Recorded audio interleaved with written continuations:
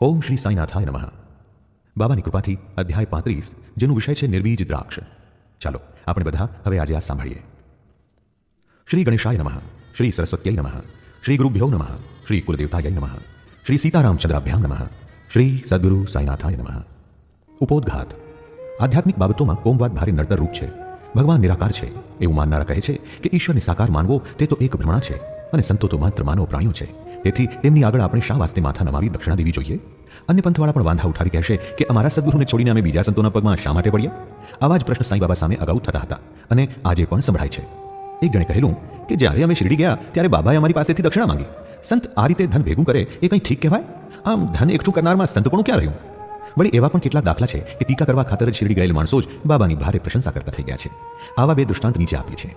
પહેલું દૃષ્ટાંત કાકા મહાજનીના મિત્ર. કાકા મહાજનીના એક મિત્ર નિરાકાર ઈશ્વરના પૂજક હતા. તે મૂર્તિ પૂજાના વિરોધી હતા અને કાકા મહાજની જોડે કુતૂહલથી બે શરતે શિરડી આવવા કબૂલ થયા હતા. પહેલું, પોતે બાબાને પ્રણામ નહીં કરે, તથા બીજું, પોતે બાબાને કંઈ દક્ષિણા નહીં આપે. કાકાએ બંને શરતો કબૂલ રાખી. શનિવારે રાત્રે મુંબઈથી નીકળી રવિવારે સવારે બંને જણ શિરડી પહોંચ્યા. જેવો મસ્જિદમાં પગ મૂક્યો તેવા જ દૂરથી બાબા પેલા મિત્ર સાથે જોઈને મીઠાશથી બોલ્યા, કાં આવે જી? આ શબ્દો બાબાએ વિચિત્ર સ્વરે ઉચ્ચાર્યા, જે સ્વર એ મિત્રના પિતાના અવાજને બરાબર મળતો હતો. બાબાની આ વાત સાંભળતા જ તેને તેના પિતા યાદ આવ્યા અને હર્ષને લીધે દેહ પર રોમાંચ થયો. સ્વરમાં જ કેવી આકર્ષણ શક્તિ છે! મિત્રે અચંબો પામીને કહ્યું, સાચે જ આ તો મારા પિતાનો જ અવાજ છે. અને એકદમ પગથિયાં ચડી કરેલો નિશ્ચય ભૂલીને તેને બાબાના ચરણમાં માથું મૂક્યું. બાબાએ કાકા પાસે બે વખત દક્ષિણા માગી હતી, એકવાર સવારમાં અને બીજી વાર વિદાય થતી વેળા. પેલા મિત્ર પાસેથી માગી નહોતી, છતાં તેણે કાકાના કાનમાં પૂછ્યું, બાબાએ તમારી પાસે બે વાર દક્ષિણા માગી, હું પણ તમારી જોડે છું, છતાં મને કેમ કહેતા નથી? કાકાએ ઉત્તર દીધો, તેનું કારણ તમે બાબાને પૂછી જુઓ. એટલે બાબાએ કાકાને કહ્યું, તારો મિત્ર તને કાનમાં કશું કહે છે? ત્યારે મિત્રે જ બાબાને પૂછ્યું, મારે દક્ષિણા આપવી કે નહીં? એટલે બાબાએ કહ્યું,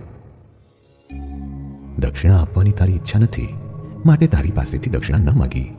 હવે તારે આપવી હોય તો આપ. ત્યારે 17 રૂપિયા દક્ષિણા મિત્રે આપી. એ વખતે બાબાએ તેને શિખામણ આપતા કહ્યું,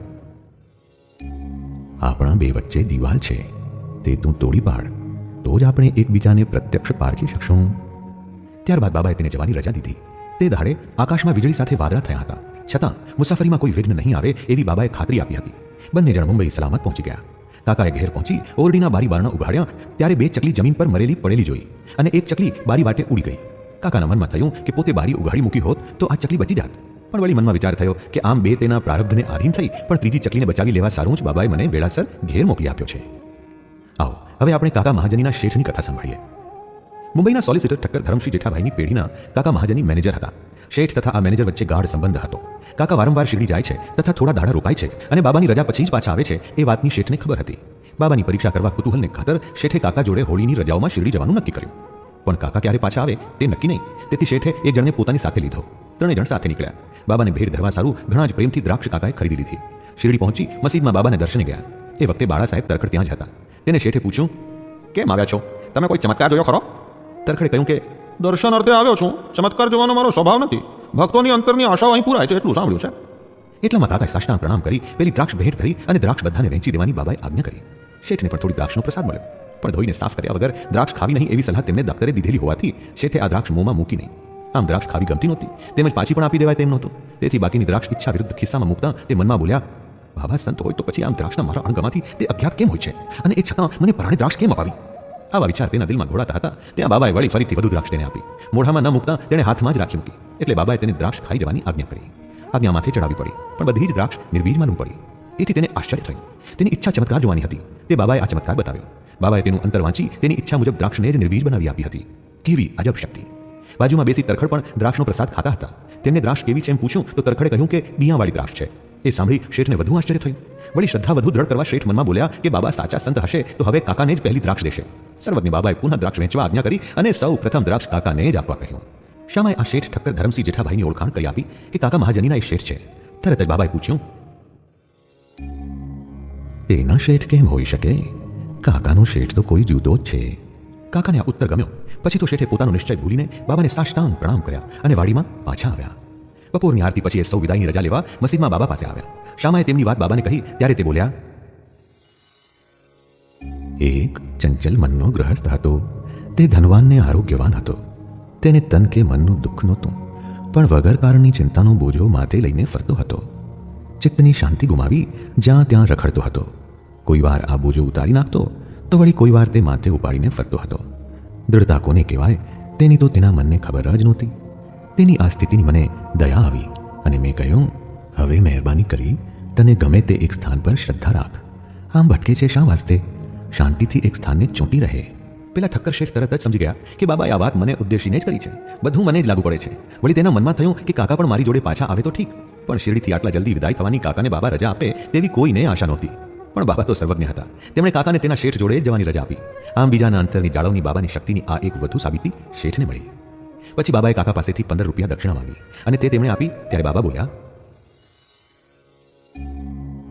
દક્ષિણાનો જેની પાસેથી 1 રૂપિયો પણ લઉં છું તેને મારે 10 ગણા પાછા આપવા પડે છે. હું કોઈનું કંઈ મફત લેતો નથી, અગર તો હું કોઈને વગર વિચાર્યું કંઈ કહેતો પણ નથી. ફકીર ફરમાવે છે તેની પાસેથી જ હું માગું છું અને તે મને મળે છે. એ ફકીરનું પૂર્વ જન્મનું જે ઋણ જેણે ચૂકવ્યું હોતું નથી તે જ નાણાં અહીં તેના પાસેથી વસૂલ થાય છે. દાતા દે છે, બીજ રોપે છે, તેનો જ કિંમતી પાક તેને લડવાને મળે છે. ધન તો સાચા ધર્મ કાર્યને અર્થે છે. અંગત મોજ શોખમાં ધન ખર્ચવું તે તો તેનો દુર્વ્યય છે. તમે પૂર્વે આપ્યું નહીં હોય તો તમને અત્યારે ક્યાંથી મળે? માટે ધન જોઈતું હોય તો દાન કરજો. દક્ષિણા દેવાથી વૈરાગ્ય વધે છે અને જ્ઞાન ભક્તિ પમાય છે. 1 ગણું દાન કરતાં 10 ગણું પુણ્ય મળે છે. બાબાના આવા વચન સાંભળતા જ શેઠ પોતાના નિશ્ચય વિસરી ગયા અને પોતે બાબાના હાથમાં દક્ષિણાના 15 રૂપિયા મૂક્યા અને પોતે શિરડી આવ્યા તે સારું કર્યું એમ તેમના મનમાં થયું. તેમના બધા સંશય ટળી ગયા અને પોતે ઘણું શીખ્યા. આવા માણસોને ઠેકાણે લાવવાની બાબાની શક્તિ અપૂર્વ હતી. આમ છતાં પોતે તો વૈરાગી હતા. તેમને કોઈ નમસ્કાર કરે કે ન કરે અથવા દક્ષિણા આપે કે ન આપે તે બધું તેમને મન સરખું જ હતું. પોતે કોઈનું વગર કારણે અપમાન કરતા નહીં. અગર કોઈ માન આપે કે પૂજા કરે તેથી હરખાઈ જતા નહીં. કોઈ તેમનો નિરાદર કરે તેથી પોતે કંઈ દુઃખી કે નારાજ થતા નહીં. સુખ દુઃખ લાભ હાનિ એ દ્વંદ્વથી તે પર હતા. આવો હવે આપણે ઊંઘનો અભાવ એટલે ઇન્સોમનિયાની એક કથા સાંભળીએ. એક કાયસ્થ પ્રભુ ગ્રહસ્થને ઘણા સમયથી ઇન્સોમનિયાનો વ્યાધિ હતો. જેવા તે પથારીમાં સૂતા તેવા જ સ્વપ્નમાં તેના મૃત પિતા દેખાતા અને તેને સખત ઠપકો દેતા હતા. એથી તેની ઊંઘ ઉડી જતી અને આખી રાત ચિંતામાં જતી હતી. નિત્ય રાત્રે આમ ચાલ્યા કરતું. શું કરવું તે સમજાતું નહોતું. એક દાડો આ બાબતમાં તેણે બાબાના ભક્તની સલાહ લીધી. ત્યારે પેલા ભક્તે કહ્યું કે આનો અક્ષર ઇલાજ તો બાબાની ઉદી છે અને તેને ઉદી આપી તથા સૂતી વેળા ઉદી કપાળે લગાડવાની તથા ઉદીનું પડીકું ઉશિકાની નીચે મૂકી રાખવાની સૂચના કરી. પેલાએ આ ઉપાય અજમાવ્યો તો આનંદ તથા આશ્ચર્ય સાથે જોયું કે તેને ઘસઘસાટ ઊંઘ આવી ગઈ અને કશું સ્વપ્ન આવ્યું નહીં. આ ઉપાય ચાલુ રાખી તેણે શ્રી સાંઈ બાબાનું સ્મરણ કરવા માંડ્યું. પછી તો તેને સાંઈ બાબાની એક છબી મળી. તે પણ પથારીની સામે લટકાવી અને નિત્ય પૂજન કરવાનું શરૂ કર્યું તથા દર ગુરુવારે ફૂલ માળા તથા નૈવેદ્ય ધરવા લાગ્યા. એથી તેનું ખૂબ કલ્યાણ થયું અને ઉપાધિ બધી ચાલી ગઈ.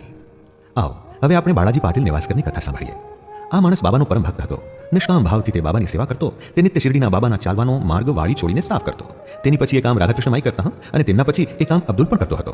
આ બાળાજી દર વર્ષે ખેતર લડીને જે પાક ઉતરતો હતો તે સર્વ બાબાને પ્રથમ અર્પણ કરતો હતો.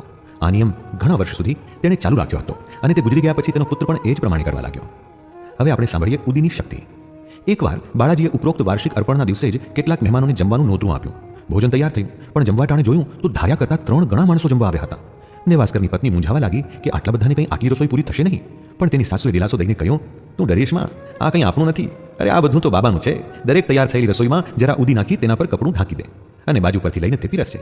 શ્રી સાંઈ બાબા જ લાજ રાખશે. એ પ્રમાણે કરતાં આશ્ચર્ય તથા આનંદ સાથે જોયું કે રસોઈ બધાને પૂરી થઈ. એટલું જ નહીં પણ બધા જમ્યા પછી પણ તે વધી હતી. જેવી જેની અંતરની ભાવના તેવું જ તેનું ફળ મળે છે એ વાતનું આ દૃષ્ટાંત છે. આ બાળાજીને 2 પત્ની તથા બાળકો હતા. તે બધા એકવાર નિવાસથી બાબાના દર્શને શિરડી આવ્યા ત્યારે બાબાએ કપડાં તથા સાડીઓ ખરીદી અને આશીર્વાદ સાથે ભેટ આપ્યા હતા. આવા જ એક દૃષ્ટાંતની વાત મારા મિત્ર બાબાના પરમ ભક્ત first class magistrate Shri B.A. ચોગુલે મને કહી હતી. સને 1943ના ફેબ્રુઆરી માસમાં અહેમદનગર જિલ્લામાં આવેલ કરજતમાં પૂજન મહોત્સવ તથા જનતા ભોજન રાખ્યું હતું. તેમાં ધાર્યા કરતાં 5 ગણા માણસો આવી લાગ્યા. છતાં સર્વના આશ્ચર્ય વચ્ચે તૈયાર કરેલી રસોઈમાં જ એ બધાને જમાડી શકાયા હતા. બાબાની કૃપાથી જ રસોઈ તેમને પૂરી થઈ હતી ને કશી તાણ પડી નહોતી. હવે આપણે શ્રી સાંઈના નાગરૂપે દર્શન કેવી રીતે થયા એની કથા સાંભળીએ. એક બીજો પ્રસંગ સાંઈ સુધા V3 અંક 7-8 સને 1943 જાન્યુઆરી પાનું 25 ઉપર પ્રસિદ્ધ થયો છે. જેમાં કોઈમ્બતુરમાં તારીખ 7/1/1943ના રોજ બાબાના નાગરૂપ દર્શન થયા હતા. નાગ ત્યાં ભજન સાંભળવા આવ્યો. તેણે પુષ્પ તથા દૂધનો સ્વીકાર કર્યો. હજારો માણસોએ દર્શન કર્યા અને તેનો ફોટો પણ પાડ્યો હતો. આ વાતની ખાતરી માટે જુઓ સાંઈ સુધાનો ઉપર કહેલો અંક. બીજી એક વાત. એકવાર શિરડીના રઘુ પાટીલ નિવાસમાં બાળાજી પાટીલના ઘેરે મહેમાન તરીકે ગયા હતા. ત્યાં સાંજના સિસકારા બોલાવતો એક નાગ ગાયની ગમાણમાં આવતો જોયો. બધા ઢોર ભડકી ગયા ને દૂર ખસી ગયા. ઘરના માણસો પણ ડરી ગયા. પણ બાળાજીને તો એમ જ લાગ્યું કે નક્કી મારા ઘરમાં બાબાએ જ નાગ રૂપે દર્શન દીધા છે. તેથી મુદ્દલ ડર્યા વગર દૂધનો પ્યાલો લઈ તે નાગ પાસે ગયા અને ત્યાં મૂકીને કહ્યું, બાબા આપ સિસકારા કેમ કરો છો? આવો અવાજ શા વાસ્તે કરો છો? આપ શું મને બીવડાવવા ઈચ્છો છો? આ દૂધનો પ્યાલો પીઓ અને શાંત થાઓ. આટલું બોલી બાળાજી શાંતિથી ત્યાં બેઠો. ઘરના માણસો તો ડરતા હતા કે હવે શું કરવું, પણ કંઈ સૂઝતું નહોતું. અલ્પ સમયમાં જ નાગ અલોપ થયો. તે ક્યાં ગયો તેની પણ કોઈને ખબર પડી નહીં. પેલી ગમાણમાં ઘણી તપાસ કરી, પણ એ નાગ ક્યાંય જોવામાં આવ્યો નહીં. સ્વસ્તિ શ્રી સંત સજ્જન પ્રેરિતે ભક્ત હેમાડ પંત વિરચિતે શ્રી સાઈ સમર્થ સચ્ચરિત્રે નિર્બીજ દ્રાક્ષ નામ 35મો અધ્યાય સંપૂર્ણમ. શ્રી સદ્ગુરુ સાઈનાથાર્પણમસ્તુ. શુભમ ભવતુ.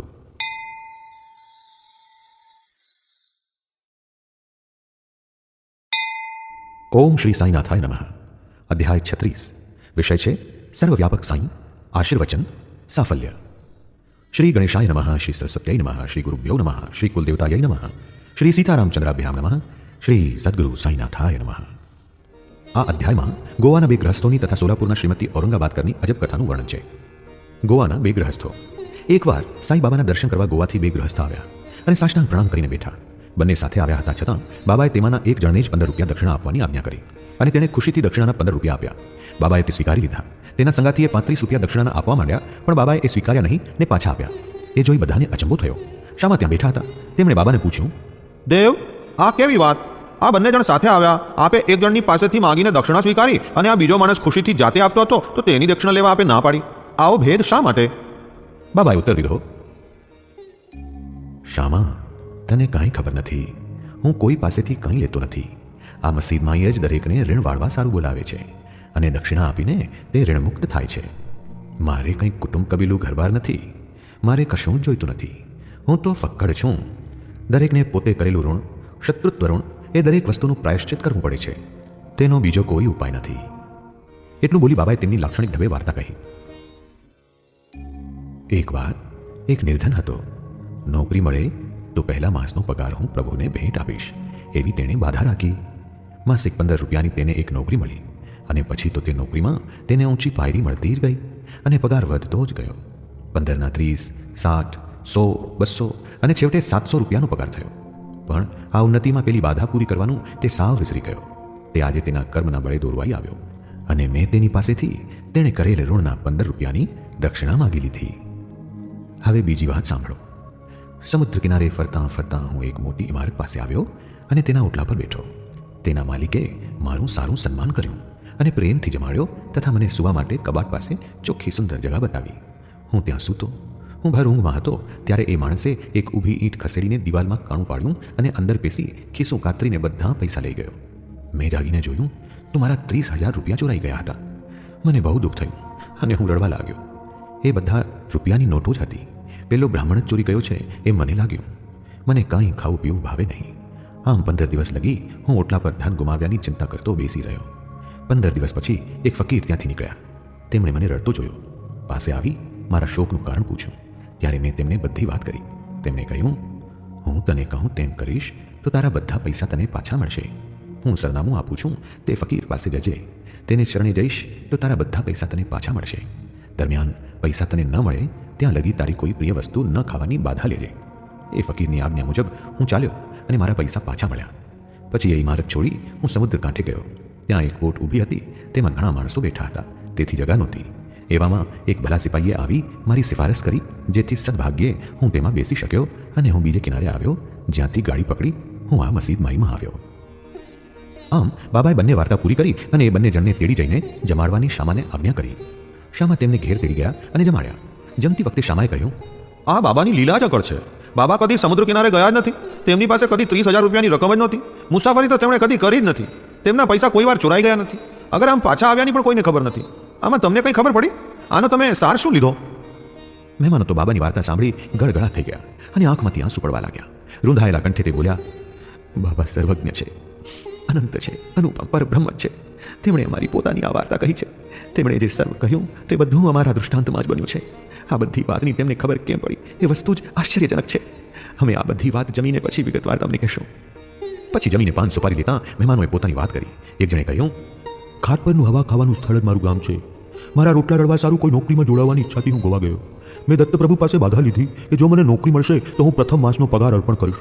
તેમની કૃપાથી મને એક 15 રૂપિયાની જગા મળી અને પછી તો બાબાએ કહ્યું તેમ મને નોકરીમાં બઢતી મળી ગઈ. પણ હું મારી બાધા ભૂલી ગયો. તેથી આજે બાબાએ મને એ બાધા યાદ દેવડાવી 15 રૂપિયા મારી પાસેથી લીધું. કોઈ ધારતું હોય કે દક્ષિણા હતી તો એવું કંઈ નથી. મારું જૂનું ઋણ જ મેં ચૂકવ્યું છે અને મારી ભૂલાયેલી બાધા પૂરી કરી છે. ખરી રીતે બાબા પૈસાથી ભીખ માગતા જ નહોતા, અગર પોતાના ભક્તોને આધ્યાત્મિક પ્રગતિમાં વિઘ્નરૂપ ગણતા હતા. તેથી જ પોતાના ભક્તોને ધનની પકડમાં આવવા દેતા નહોતા. આ વાતનું તાદૃશ દૃષ્ટાંત ભક્ત મહાળસાપતિ જ છે. તે સાવ નિર્ધન હતા, માંડ પોતાનું પૂરું કરી શકતા હતા, છતાં બાબાએ કદી કોઈ પાસેથી ધનનું દાન લેવા દીધું નથી. એકવાર હંસરાજ નામના એક દયાળુ ઉદાર સજ્જન વેપારીએ બાબાની હાજરીમાં મહાળસાપતિને મોટી રકમ આપવા માંડી હતી, પણ બાબાએ તેને તે સ્વીકારવા જ દીધી નહોતી. એ પછી પેલા બીજા મહેમાને પોતાની વાત કહેવા માંડી. મારે ત્યાં એક બ્રાહ્મણ રસોઈયો હતો. 35 વર્ષ લગી તેણે મારી નોકરી નિમક હલાલીથી કરી હતી. કમ ભાગ્યે કુટેવને લીધે તેનું મન બદલાઈ ગયું અને તિજોરીમાંથી મારી આખી રકમ ઉપાડી ગયો. અને ઊંઘતા હતા ત્યારે દિવાલમાં મારો તિજોરીનો કબાટ છે તેની ઈંટો ખસેડી તે અંદર આવ્યો અને મેં એકઠું કરેલું ધન, મારી 30,000 રૂપિયાની નોટો તે ઉપાડી ગયો. આ રકમ પણ બાબાએ બરાબર કેમ કહી આપી તે વાતની મને સમજ પડતી નથી. એ જાણીને તો હું રાત દાડો રડતો ઓટલે બેસી રહેતો હતો. મેં કરેલી તપાસ સાવ નિષ્ફળ ગઈ. આ ચિંતામાં મેં 15 દિવસ કાઢ્યા. એવામાં એક ફકીર ત્યાંથી નીકળ્યા. મને સૂન મૂન બનીને બેઠેલો જોઈ તેમણે મને કારણ પૂછ્યું. મારી બધી વાત સાંભળી તેમણે મને કહ્યું, કોપરગામ તાલુકામાં શિરડી નામે ગામમાં સાઈ નામે એક ઓલિયા રહે છે. તેમની બાધા રાખ. તને પ્રિય હોય એ વસ્તુના ખાવાની બાધા લે અને મનમાં જ કહે કે આપના દર્શન કરીશ પછી જ હું એ વસ્તુ લઈશ. ત્યાં લગી હું એ વસ્તુને અડીશ પણ નહીં. પછી મેં ભાતની બાધા લીધી અને મનમાં કહ્યું, હે બાબા, મારા પૈસા મળ્યા પછી આપના દર્શન કર્યા બાદ હું આ ભાત લઈશ. એ પછી 15 દાડા થયા. ત્યાં જ મારો બ્રાહ્મણ રસોઈયો પોતાની મેળે જ મારી પાસે આવ્યો અને મારી 30,000ની આખી રકમ મને આપીને બોલ્યો, મેં ગાંડા બનીને આ કામ કર્યું છે. હું હવે તમારા પગમાં મારું માથું મૂકું છું. મહેરબાની કરી મને માફ કરો.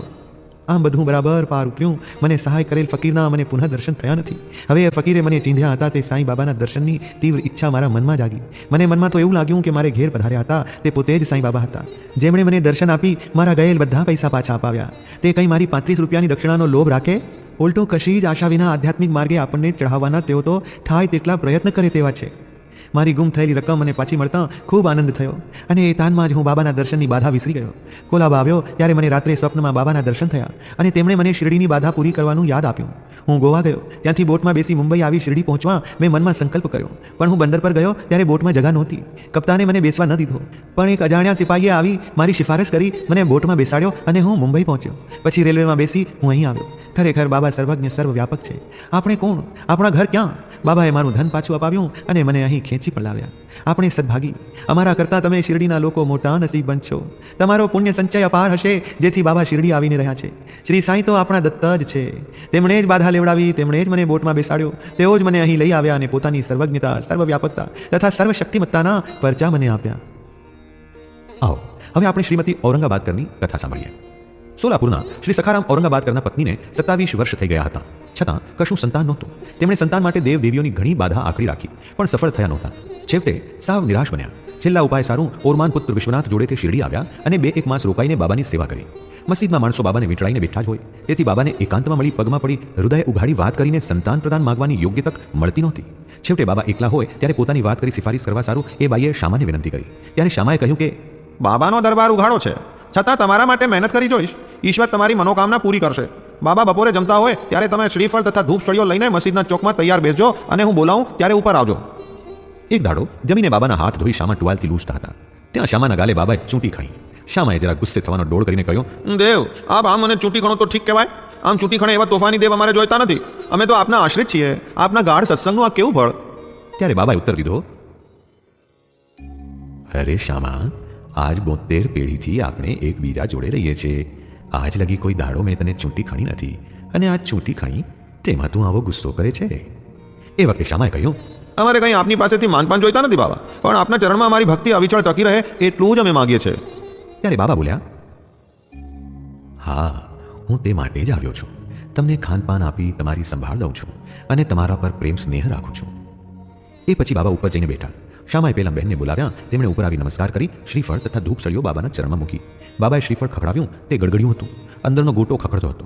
બાબા બોલ્યા, શામા, આ શ્રીફળ તો ગડગડ્યું છે, તે શું બોલે છે?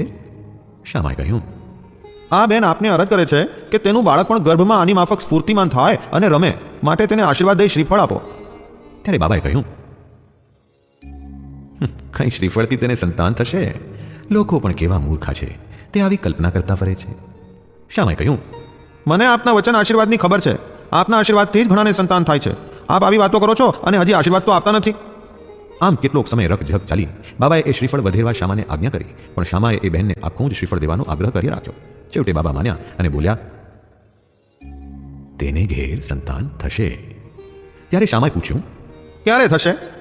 બાબાએ કહ્યું, 12 માસની અંદર. પછી એ શ્રીફળના કટકા કરી એક ભાગ એ બાઈને આપ્યો અને બીજો પોતે ખાધો. પછી શામાએ તેને કહ્યું, બેન, તું અમારી વાતની સાક્ષી છો. જો તને 12 માસમાં બાળક ન અવતરે તો હું શ્રીફળ આ દેવના માથા પર જ વધેરીશ અને તેને મસ્જિદમાંથી હાંકી કાઢીશ. જો હું એમ ન કરું તો મારું નામ માધવ નહીં. હું આ શું બોલું છું તેની ખાતરી તને થોડા માસમાં જ થશે. બાઈને 1 જ વર્ષમાં પુત્ર અવતર્યો. તે 5 માસનો થયો ત્યારે શિરડી બાબાના દર્શને બાળકને લઈ ધણી ધણિયાણી બંને આવ્યા. સાષ્ટાંગ પ્રણામ કરી ઔરંગાબાદ કરે બાળકને બાબાના ખોળામાં મૂકી આભાર માની 600 રૂપિયા ભેટ ધર્યા. બાબાએ એ રૂપિયા તેમના શ્યામકર્ણ ઘોડા માટે છાપરી બાંધવામાં ખર્ચ્યા હતા. સ્વસ્તિ શ્રી સંત સજ્જન પ્રેરિતે ભક્ત હેમાળ પંત વિરચિતે શ્રી સાંઈ સમર્થ સચ્ચરિત્રે સર્વવ્યાપક સાંઈ આશીર્વચન સાફલ્ય નામ 36મો અધ્યાય સંપૂર્ણમ. શ્રી સદ્ગુરુ સાંઈનાથાર્પણમસ્તુ. શુભમ ભવતુ.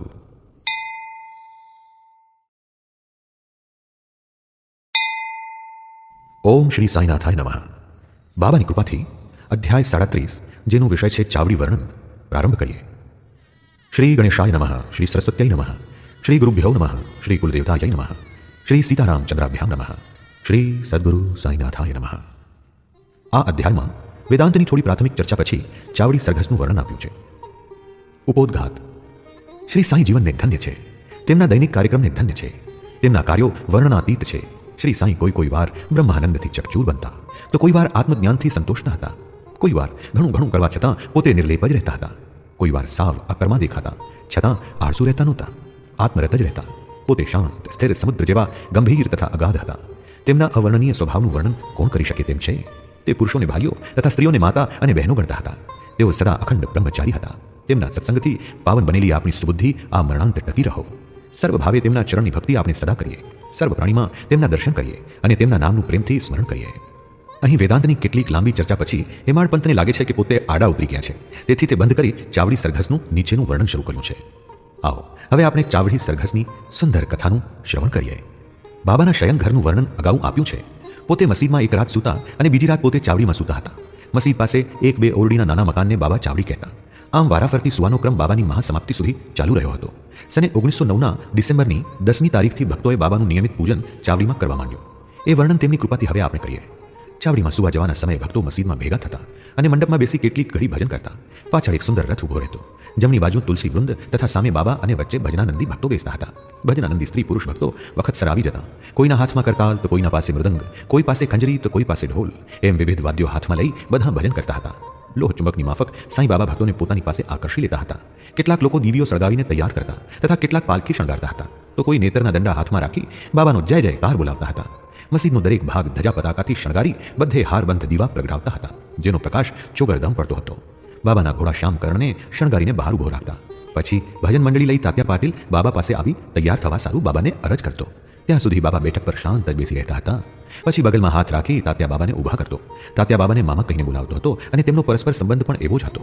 બાબા નિત્ય માફક દેહ પર કફની પહેરતા, બગલમાં દંડુકો સટકો રાખતા, ખભે કપડું નાખી ચલમ તમાકુ લઈને બાબા તૈયાર થતા. પછી તાત્યા બાબાના દેહ પર સોનેરી ભરતવાળું સુંદર શેલું નાખતો. બાબા જમણા હાથે ધૂણીના લાકડા જરા સંકોરતા અને દીવો ધરે કરતા અને ચાવડીએ જવા નીકળતા હતા. એ વખતે તાંસા, વાજા, પડઘમ, શરણાઈ અને મૃદંગ વગાડવામાં આવતા, જેનો મોટો અવાજ થતો. નામ સ્મરણ કરતા ગાતા ગાતા સ્ત્રી પુરુષો ચાલવા લાગતા અને મૃદંગ તથા વીણાના તાલમાં ભજન ગાવા માંડતા. કોઈ આનંદથી નૃત્ય કરતા તો કોઈ ધજા પતાકા લઈને ચાલતા હતા. બાબા મસ્જિદના પગથિયાં ઉતરતા તે વખતે ભાલદાર બાબાના નામની છડી લઈને જય પુકારતા હતા અને બંને બાજુ 2 જણ ચમ્મર ઢોળતા અને પંખો નાખતા હતા. માર્ગમાં કપડું પાથરતા, જેના પર ભક્તોના ખભે ટેકો દઈને બાબા ચાલતા હતા. બાબાનો ડાબો હાથ તાત્યા અને જમણો હાથ માળસાપતિ પકડતા હતા. બાબાના મસ્તક પર શ્રી જોગ છત્ર ધરતા હતા. આ રીતે બાબા મસ્જિદમાંથી ચાવડીએ જવા નીકળતા હતા. પૂરો શણગારેલો શ્યામકર્ણ નામનો બાબાનો રાતો ઘોડો આ સરઘસમાં સૌ પ્રથમ ચાલતો. તેની પાછળ પાલખી ઉપાડનાર સેવકો, વાજિંત્રો વગાડનાર તથા ભક્તોના ટોળે ને ટોળા ચાલતા હતા. વાદ્યોના ગાન સાથે આકાશ ગજવતો, હરિનામનો જપ થતો અને તે સાથે શ્રી સાંઈનું નામ પણ ઉચ્ચારાતું હતું. આ રીતે સરઘસ ખૂણા સુધી પહોંચતું ત્યારે તેમાં જોડાયેલા સર્વ ખુશખુશાલ થયેલા દિસતા હતા. એ ખૂણા પર આવીને બાબા ચાવડી સામે જોઈને ઊભા રહેતા. તે વેળા બાબાના દેહ પર અજબ પ્રકારનું તેજ ચમકતું હતું. પરોઢિયાના લાલ ગુલાબી આકાશ જેવું, ઉગતા સૂર્યના તેજ જેવું તેમનું મુખ દેખાતું હતું. પોતે જાણે કોઈને બોલાવતા હોય તેમ ઉત્તરાભિમુખ ધ્યાનસ્થ ચિત્ત થઈ ઊભા રહેતા. બાબા જમણો હાથ ઊંચો કરતા ત્યારે બધા વાજિંત્રો વાગતા હતા. એ વખતે ચાંદીના થાળમાં ગુલાલવાળા પુષ્પો લઈ કાકા સાહેબ દીક્ષિત આગળ ચાલતા હતા અને બાબાના ઉપર પુષ્પવૃષ્ટિ કરતા હતા. એ સમયે વાદ્યો સરસ વાગતા અને બાબાના મુખ પર વધુ સ્થિર પ્રકાશ તથા ભવ્યતા દેખાતી હતી. આ પ્રકાશના સૌ ધરાઈને દર્શન કરતા હતા. આ સમયની શોભાનું વર્ણન કરવા શબ્દો જડતા નથી. કેટલીક વાર માળસાપતિના શરીરમાં કોઈ દેવ આવ્યા હોય તેમ તે નાચવા લાગતા. પણ બાબાનું ધ્યાન મુદ્દલ વિચલિત થતું નહીં, જે જોઈ સૌ અચંબો પામતા હતા. તાત્યા પાટીલ હાથમાં ફાનસ લઈ બાબાની ડાબી બાજુ ચાલતા અને ભક્ત માળસાપતિ બાબાના કપડાનો છેડો પકડી જમણી બાજુ ચાલતા હતા. કેવું આકર્ષક સરઘસ અને કેવા ભક્તિભાવનું દર્શન! તે નિરખવા માટે રાયથી રંગ સુધીના સ્ત્રી પુરુષો ટોળે વળતા હતા. બાબા બહુ ધીમેથી ચાલતા અને બંને બાજુ પ્રેમ ભક્તિ સહ ભક્તો ચાલતા હતા. એ સ્થળનું વાતાવરણ જ ભારે આનંદમય બની જતું. સરઘસ ચાવડીએ પહોંચતું હતું. એ દૃશ્ય તથા એ દાડા તો હવે ચાલી ગયા. અત્યારે એ ભવિષ્યમાં ક્યારેય એ દૃશ્યના દર્શન થવાના નથી. છતાં તેનું સ્મરણ કરીને તથા મનમાં એ દૃશ્યનું ચિત્ર ખડું કરીને આજે આપણે આપણા દિલને દિલાસો દઈ શાંતિ પકડીએ. ચાવડીને પણ સારી રીતે શણગારતા હતા. તેની છત સફેદ સુંદર બનાવતા હતા. અરીસા તથા હાંડી ઝુમર લટકાવી તેની શોભા વધારતા હતા. તાત્યા આગળથી પહોંચી જઈ બાબાનું બેસવાનું આસન પાથરી દેતો અને પાછળ તકીઓ મૂકતો. બાબા આવે એટલે સફેદ અંગરખો પહેરાવતો અને પછી ભક્તો બાબાનું રીતસર પૂજન કરતા હતા. બાબાનો મુગટ મૂકીને ઉપર છોગું રાખતા અને ગળામાં રત્નની તથા પુષ્પની માળા પહેરાવતા હતા. નાના સાહેબ નિમૂણકર હાથમાં છત્રી ધરી રાખતા તથા છત્રીની લાકડી જેમ ફરતી જતી તેમ તેના સુંદર તોરણ વર્તુળમાં ફરતા હતા. બાબાના ચરણ ચાંદીના થાળમાં મૂકી બાપુ સાહેબ જોગ ધોતા હતા અને યોગ્ય વિધિ સાથે અર્ઘ્ય દેતા હતા અને પૂજન પણ કરતા હતા. તે પછી કપાળે ચંદન તથા હાથ પર અત્તર લગાડતા હતા અને બાબાને તાંબુલ અર્પણ કરતા હતા. પછી તાત્યા તેમજ અન્ય ભક્તો ઊભા રહી બાબાના ચરણમાં પડતા હતા. આ સર્વ ચાલતું હોય ત્યાં જ બાબા ગાદી પર બેસતા. તકિયાને અડેલીને ગાદી પર બેઠા પછી ભક્તો બધી બાજુથી ચામર તથા પંખા ઢોળતા હતા. એ પછી શામાં ચલમ તૈયાર કરી તાત્યાના હાથમાં આપતા અને તાત્યા ચલમને ફૂંકીને ભડકો કરી બાબાને આપતો. બાબા ચલમ પીને ભગત માળસાપતિને દેતા હતા અને પછી ચલમ બધાના હાથમાં ફરતી હતી. આ નિર્જીવ ચલમની પણ ધન્ય છે. એ ચલમને પ્રથમ તો ઘણા તપ કરવા પડ્યા છે. કુંભારે માટી ગુંદી ચાકડે ચડાવી તાપમાં સૂકવી અગ્નિમાં તપાવીને તેને પકાવ્યા પછી જ બાબાના હાથના સ્પર્શનો મોકો અને તેમના મુખની ચૂમીનો લાભ તેને મળ્યો છે. આ સર્વ પૂરું થયા પછી ભક્તો બાબાને પુષ્પના હાર પહેરાવતા હતા અને હાથમાં ફૂલના ગજરા દેતા હતા. વૈરાગ્ય મૂર્તિ બાબાને આ રત્નનો હાર, પુષ્પની માળા, ગજરા એવા કોઈ શણગારની મુદ્દલ પડી નહોતી. પણ ભક્તોના પ્રેમને લીધે તેમને રાજી કરવા માટે જ બાબા આ બધું ચાલવા દેતા હતા. છેવટે સર્વવિધિ સાથે બાપુ સાહેબ જોગ બાબાની આરતી ઉતારતા, જે વેળા બધા વાદ્યોનો મંગળ ધ્વનિ થતો હતો. આરતી પૂરી થયા પછી ભક્તો એક પછી એક બાબાને નમસ્કાર કરીને રજા લઈને ઘેર જતા.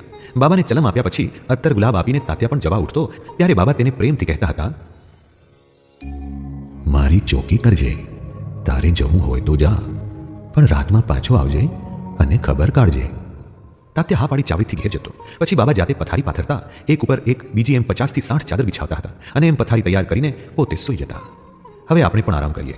વાંચકોને મારી વિનંતી છે કે નિત્ય સૂતી વખતે બાબાનું તેમજ ચાવડી સરઘસનું સ્મરણ કર્યા પછી જ સૂજો.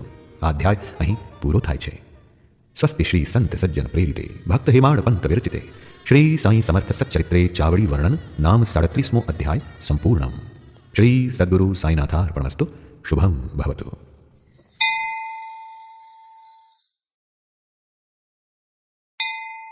ઓમ શ્રી સાંઈનાથાય નમઃ. અધ્યાય 38. વિષય છે હાંડી વર્ણન. શ્રી ગણેશાય નમઃ. શ્રી સરસ્વત્યાય નમઃ. શ્રી ગુરુભ્યો નમઃ. શ્રી કુલદેવતાય નમઃ. શ્રી સીતારામચંદ્રાભ્યામ નમઃ. શ્રી સદ્ગુરુ સાંઈનાથાય નમઃ. આ અધ્યાયમાં વેદાંતની થોડી પ્રાથમિક ચર્ચા પછી હાંડી વર્ણન આપ્યું છે. ઉપોદ્ઘાત. હે પવિત્ર સદ્ગુરુ સાંઈ, અમે આપને નમન કરીએ છીએ. આપે સમગ્ર જગતને સુખ આપ્યું છે અને ભક્તોનું કલ્યાણ કર્યું છે. આપના ચરણનો આશ્રય લેનારના કષ્ટ કાપ્યા છે. આપ ઉદાર છો. આપનું શરણ પકડનાર ભક્તના આપ રક્ષણહાર ત્રાતા છો. લોકોના કલ્યાણ તથા પરોપકારાર્થે જ આપનો અવતાર થયો છે. પવિત્ર આત્મતત્વરૂપી પ્રવાહીને બ્રહ્મરૂપ બીબામાં ઢાળ્યું અને તેમાંથી સંત શિરોમણી સાંઈ પ્રગટ થયા. સાંઈ આત્મારામ પોતે છે. દિવ્ય સુખના પૂર્ણ ધામ છે. જીવનના તમામ હેતુ સફળ કર્યા પછી તેમણે ભક્તોને કામના રહિત મુક્ત બનાવ્યા છે. આવો હવે આપણે સાંભળીએ બાબાની હાંડીની કથા. આપણા શાસ્ત્રોએ દરેક યુગ માટે જુદી જુદી સાધના બતાવી છે. કૃતયુગમાં તપ, ત્રેતાયુગમાં જ્ઞાન, દ્વાપરયુગમાં યજ્ઞ અને કલિયુગમાં દાન કહેલું છે. અને બધા દાનોમાં અન્નદાન શ્રેષ્ઠ છે. ખરા બપોરે ભૂખ્યા હોઈએ અને ખાવાનું ન મળે તો આપણે કેવા વ્યાકુળ થઈ જઈએ છીએ. જેમ આપણે તેમજ સર્વ પ્રાણીઓ ભૂખથી વ્યાકુળ થાય છે, એવું સમજીને જે માણસ ગરીબ ભૂખ્યાને અન્ન આપે છે તે ઉત્તમ દાતા ગણાય છે. તેત્તરીય ઉપનિષદમાં કહ્યું છે કે અન્ન બ્રહ્મ છે. અન્નમાંથી જ તમામ પ્રાણી પેદા થાય છે અને પેદા થયા પછી તે બધા અન્ન વડે જ જીવે છે તથા છેવટે મુવા પછી પાછા અન્નમાં પ્રવેશે છે. ખરા બપોરે આપણા બારને અતિથિ આવે ત્યારે તેને જમાડીને તેનો સત્કાર કરવાનો આપણો ધર્મ છે. અન્ય પ્રકારના દાનમાં ધન, કપડાં કે સંપત્તિના દાનમાં આપણે કંઈક વિવેક વાપરવો પડે છે, પણ અન્નદાનમાં આવો કોઈ વિચાર કરવાની જરૂર જ નથી. બપોરે આપણે બારને ગમે તે ભૂખ્યું આવે તેને તરત જમાડવાનો આપણો ધર્મ છે. તેમાં પણ લૂલા, લંગડા, આંધળા, બહેરા, મૂંગા, રોગી કે એવા કંગાલ માનવી આવે તેમને પ્રથમ જમાડવા અને સશક્ત આદમી કે આપણા સગા સ્નેહી આવે તેમને પછીથી જમાડવા. આમાં પણ ઉપર કહ્યા તેવા નિરાધાર કંગાલને જમાડવાનું પુણ્ય વિશેષ છે. બીજું કોઈ દાન અન્નદાન જેટલું મહત્વનું ગણાતું નથી. જેમ ચંદ્ર વિના તારા, કલગી વગરનો મુગટ, કમળ વિનાનું સરોવર, ભાવ વિનાનું ભોજન, મીઠા વિનાની છાશ, દાળ વિનાનું લુખું જમણ, મંગળ ચિહ્ન વિનાની સૌભાગ્યવતી સ્ત્રી, મધુર રાગ વિનાનું ગીત એ સર્વ જેવા લાગે તેવા જ અન્નદાન વિનાના સર્વ પુણ્યદાન સમજવા. સર્વ પ્રકારના દાનમાં અન્નદાન શ્રેષ્ઠ છે. હવે કોઈ વાર બાબા જાતે મસ્જિદમાં રસોઈ કરી ગરીબ અનાથ લોકોને પીરસીને કેમ જમાડતા હતા તે જોઈએ. અગાઉ કહ્યું તેમ બાબા બહુ ઓછો ખોરાક લેતા હતા અને એ અલ્પ ખોરાક 4-5 ઘેર ભિક્ષા માંગવાથી મળી રહેતો. પણ જ્યારે અનાથ અપંગને જમાડવાની બાબાને ઈચ્છા થતી ત્યારે પહેલેથી છેલ્લે લગી તે જાતે જ બધું તૈયાર કરતા.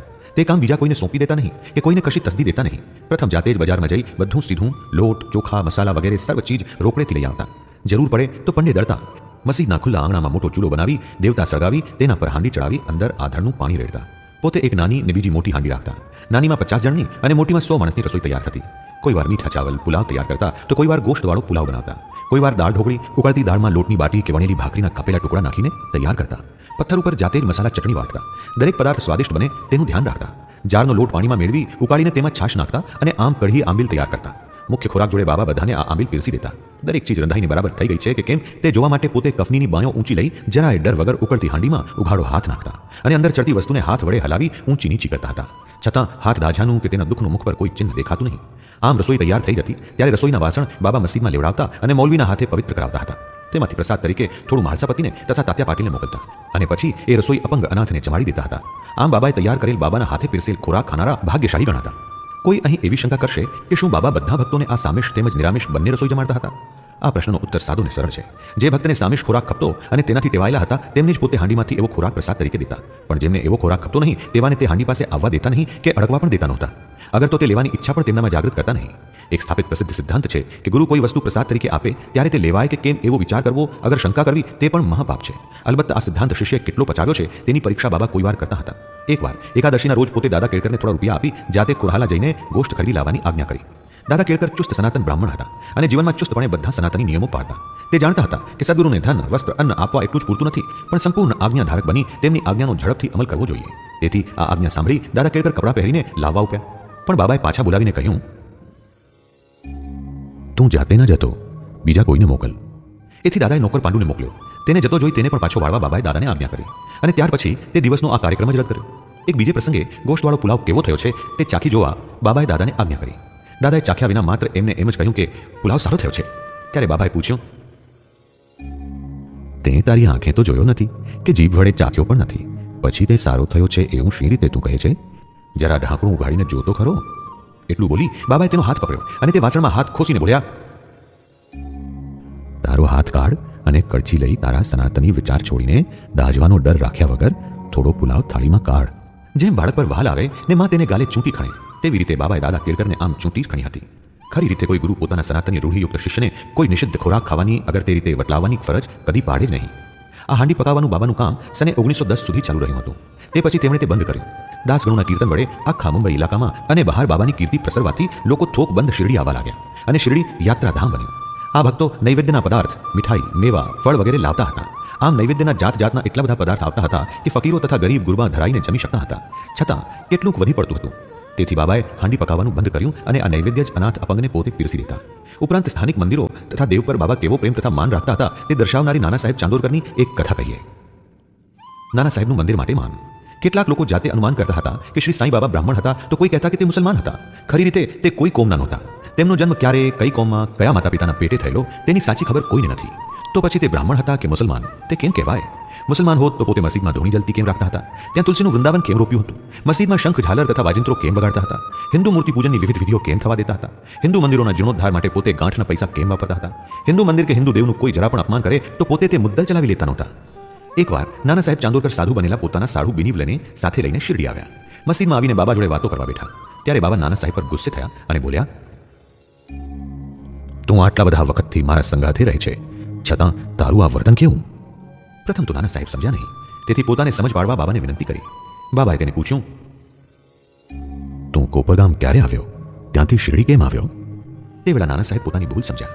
પોતે શિરડી આવતા દર વખત માર્ગમાં કોપરગામ ગોદાવરી કાંઠે દત્ત મંદિરમાં જઈને દર્શન પૂજન કરતા હતા. પણ આ વેળા તેમની સાથે એક દત્ત ભક્ત હતા અને મંદિરમાં ખોટી થવું ન પડે તેટલા ખાતર તેમને મંદિરમાં જતા રોક્યા હતા અને ગાડી સીધી જ હંકારી હતી. નાનાએ આ બધી વાત બાબા પાસે કબૂલ કરીને કહ્યું કે ગોદાવરી નદીમાં સ્નાન કરતા મારા પગમાં એક મોટો કાંટો વાગ્યો અને મને બહુ પીડા થતી હતી. ત્યારે બાબાએ કહ્યું, એ શિક્ષા તો બહુ ઓછી થઈ છે, માટે હવે ભવિષ્યમાં ધ્યાન રાખજે. આવો હવે આપણે કાલા એટલે ખીચડોની કથા સાંભળીએ. બાબા નૈવેદ્ય કેમ પીરસતા હતા તે પણ જોઈએ. આરતી થઈ રહ્યા પછી બાબા ઉદી આશીર્વાદ દઈ બધા ભક્તોને ઘેર મોકલી દેતા હતા અને પછી પોતે અંદર જઈ લીમડાની પાસે અડેલી જમવા બેસતા. બાબાની જોડે જમનારા ભક્તો બે હારમાં બેસી જતા. એક હાર જમણી બાજુ અને બીજી ડાબી બાજુ બેસતી. આવેલું નૈવેદ્ય ભક્તો થાળામાં ઠાલવતા. તેમાં પોળી પૂરી માંડી બાસુંદી સાંજા ભાત વગેરે અનેક વસ્તુઓ આવતી. બાબા તેને સ્પર્શ કરી પાવન પ્રસાદ બનાવે તેની રાહ જોઈ એ નૈવેદ્ય લાવનાર ભક્ત બહાર બેસતા. પછી ભક્તો બધી વસ્તુ મિશ્ર કરી ખીચડો કરતા અને બાબા પાસે મૂકતા. એ સર્વ ભગવાનને ધરાવીને બાબા પવિત્ર કરતા હતા અને પછી તેમાંથી લઈને બહાર રાહ જોતા ભક્તોના વાસણમાં થોડું થોડું આપતા હતા. ત્યારબાદ બાકી વધેલું નૈવેદ્ય બાબા અંદર બેઠેલા ભક્તોને પીરસી દેતા અને તેમને ધરાઈને જમાડતા હતા. પોતે આ નૈવેદ્ય બધાની તબિયતનું ધ્યાન રાખીને જોઈતું પીરસી દેવાની આજ્ઞા નિત્ય શામાને તથા નાના સાહેબ નિમોણકરને આપતા હતા. એ બંને જણ કાળજીથી અને ખુશીથી આ કામ કરતા હતા. આ રીતે લીધેલા પ્રસાદનો કોળિયો ભરતા દરેકને ખૂબ સંતોષ અને આનંદ થતો. આવું મીઠું પવિત્ર પ્રેમાળ ભોજન મળવું કેટલું દુર્લભ છે. આ ભોજન સદા મંગળ સદા પવિત્ર જ હતું. છાશનો વાટકો. હું પણ એકવાર સત્સંગમાં બેસીને પેટ ભરીને જમ્યો હતો. તે વખતે બાબાએ મને છાશનો એક વાટકો પીવા આપ્યો. તે જોઈને હું રાજી થયો. પેટ ભરીને જમેલો હોવાથી હવે પેટમાં જગા નહોતી, તેથી ડરતો હતો. છતાં મેં એક ઘૂંટડો પીધો ત્યારે એ છાશ બહુ સ્વાદિષ્ટ લાગી. મને સંકુચિત થયેલો જોઈ બાબા બોલ્યા, તું એ બધી છાશ પી જા. આવી છાશ તને કદી ફરીને મળવાની નથી. હું તે પી ગયો. બાબાના વચનો ભાવિક કથન જ હતા, કેમ કે ત્યાર પછી અલ્પ સમયમાં જ બાબાએ મહાસમાધિ લીધી હતી. મેં એ છાશનો વાટકો પીધો અને તે દ્વારા બાબાની લીલાના રૂપમાં મને પૂરતું અમૃત મળ્યું હતું. ચાલો આપણે સૌ પણ આવા અમૃતના પ્યાલા પર પ્યાલા પીએ અને સુખ તથા સંતોષના ઓળકાર ખાઈએ. સ્વસ્તિ શ્રી સંત સજ્જન પ્રેરિતે ભક્ત હેમાળ પંત વિરચિતે શ્રી સાંઈ સમર્થ સચ્ચરિત્રે હાંડી વર્ણન નામ 38મો અધ્યાય સંપૂર્ણમ. શ્રી સદ્ગુરુ સાંઈનાથાર્પણમસ્તુ. શુભમ ભવતુ.